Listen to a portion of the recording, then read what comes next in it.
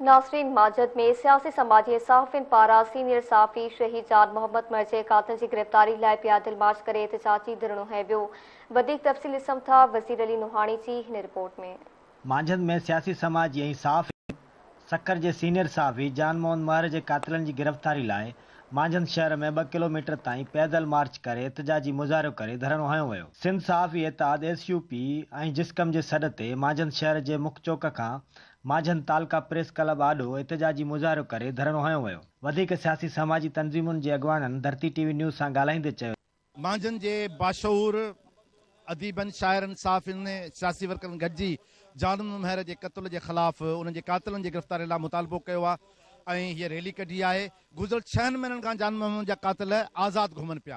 अहिड़ी सूरताल में सिंध जे अंदरि सिंध जे समाज जे अंदरि हिकिड़ी गैर यकीनी वारी सूरताल पैदा थी आहे ऐं सिंध जा सहाफ़ी ऐं बाशऊर हल्का इन ते इंतहाई गिणती जो इज़हार कनि था। मौजूदा निगरान सेटअप खां असीं मुतालबो कयूं था त जान मोहम्मद महर जे कातिलनि खे फ़ौरन गिरफ़्तार कयो वञे, उन्हनि खे कैफ़िर किरदार ते पहुचायो। उन्हनि सभ खां पहिरीं शहीद जान मोहम्मद खे यादि कयो, जंहिंखे 6 गोलियूं हणी क़तल कयो ऐं 6 महीना गुज़री विया आहिनि, पर क़तल केस जे 10 मरकज़ी जवाबदार मां हिकिड़ो बि गिरफ़्तार न थियो आहे।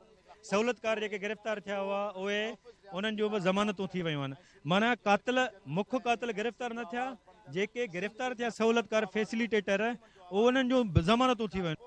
त हिकिड़ा गिरफ़्तार न थिया आहिनि, जेके मुख्य कातिल आहिनि उहे गिरफ़्तार न थिया आहिनि, जेके सहूलतकार आहिनि उन्हनि जूं बेल थी वियूं आहिनि।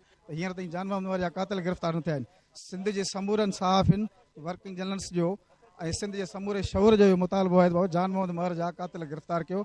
जान मोहम्मद महर हिकु सिंध जो मज़बूत आवाज़ हो, उन आवाज़ खे वॾी साज़िश तहत इन्हनि जो शहीद करायो आहे। इहा असांजी जिदोजहद जारी रहंदी जेसीं ताईं कातिल गिरफ़्तार थियनि ऐं जेके समूरा सहूलतकार आहिनि जेसीं ताईं गिरफ़्तार न थी वञे तहरीक असांजी जारी रहंदी। जॾहिं हेॾे वॾे सहाफ़ी जा कातिल गिरफ़्तार नथा थी सघनि त उहो बाक़ी हिन मुल्क में इंसाफ़ जो घुरिजूं कीअं पूरियूं थींदियूं हिकिड़ो सुवालु आहे। इन जे करे असां मुतालबो था कयूं त शहीद जान मोहम्मद महर जा कातिल जेके आहिनि उहे फौरी तौर ते गिरफ़्तार कया वञनि। कैमरामैन शाज़ेब अली उमरानी सां गॾु वज़ीर अली नूहानी, धरती TV न्यूज़ मांझंद।